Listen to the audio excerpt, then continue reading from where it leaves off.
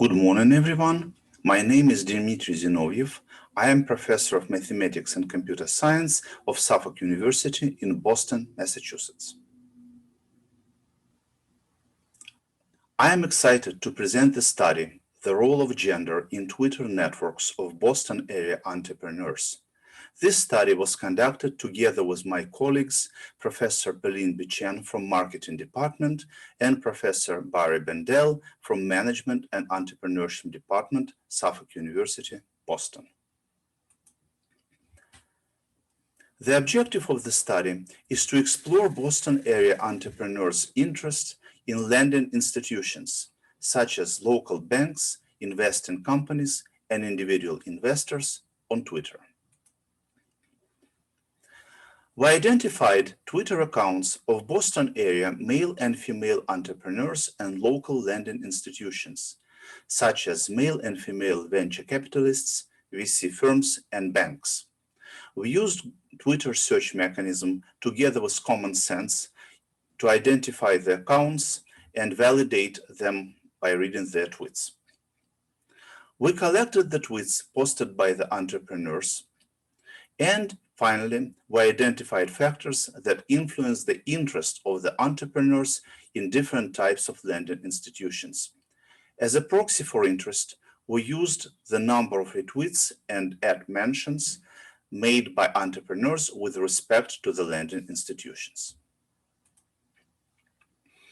Our data set consists of 234,000 original tweets posted by 912 male and female self-identified entrepreneurs in January 2018 through March 2019. Our data set covers about 13 months of data, and it was collected in the pre-COVID-19 era. For each tweet in the data set, we have its date, the full text of the tweet, the number of retweets, the number of likes, all hashtags mentioned in the tweet, and all references to other handles, known as ad mentions. We found statistically significant difference between tweets posted by male and female entrepreneurs. For example, women usually have younger accounts. An average women's account is younger by 408 days than an average male's account, which means that male entrepreneurs came to Twitter earlier than female entrepreneurs. As a consequence, women have longer handle names. We assume that by the time women came to Twitter, the shorter handle names have been already taken by male entrepreneurs.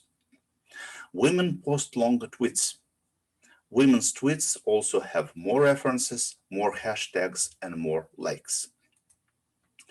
We use the latter three parameters as Twitter performance parameters in the regression study later in this project. We looked at the top 10 Twitter biography words for male and female users. As you can see from the diagram, female and male users share the top 4 words, but the remaining 6 out of 10 top words are different and specific to the gender. For example, female users prefer to identify themselves as speakers, lovers, alums, and passionate, while male users prefer to identify themselves as enthusiasts, partners, and directors. At the next stage of the project, we built a reference network. The network is constructed based on the ad mentions and retweets in all tweets. Individual nodes represent Twitter accounts. 2 accounts are connected with a directed edge if the first account frequently mentions or retweets the other account. Edge weights represent the frequency of mentions and retweets. In this diagram, pink and light blue nodes represent female and male entrepreneurs. Red and dark blue nodes represent male and female venture capitalists. Green nodes are VC firms, and yellow nodes are local banks. At the first glance, you can immediately see that the network possesses a strong degree of homophily. In particular, Pink nodes are mostly connected to pink nodes, which means female users are mostly interested in other female users. Blue nodes are mostly connected to blue nodes, which means that male users are mostly interested in other male users. Using this network, we can calculate the classical network measures, such as in-degree, closeness centrality, betweenness centrality, eigenvector centrality, and clustering coefficients. We are going to use these measures as independent variables for our regression in the future. We can also define dependent variables, interest in a male or female VC, a VC company, or a bank. This variable is true if an entrepreneur's account is connected to one of the lender's accounts, and it is set to false otherwise. At the next stage of our analysis, we build a semantic network of hashtags based on the occurrences of hashtags in the tweets.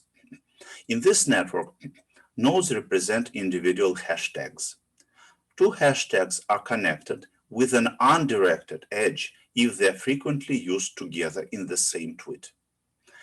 Edge weight naturally represents the frequency of co-occurrences between the hashtags.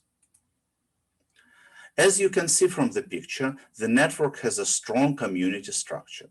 In fact, the communities could be identified with an unarmed eye.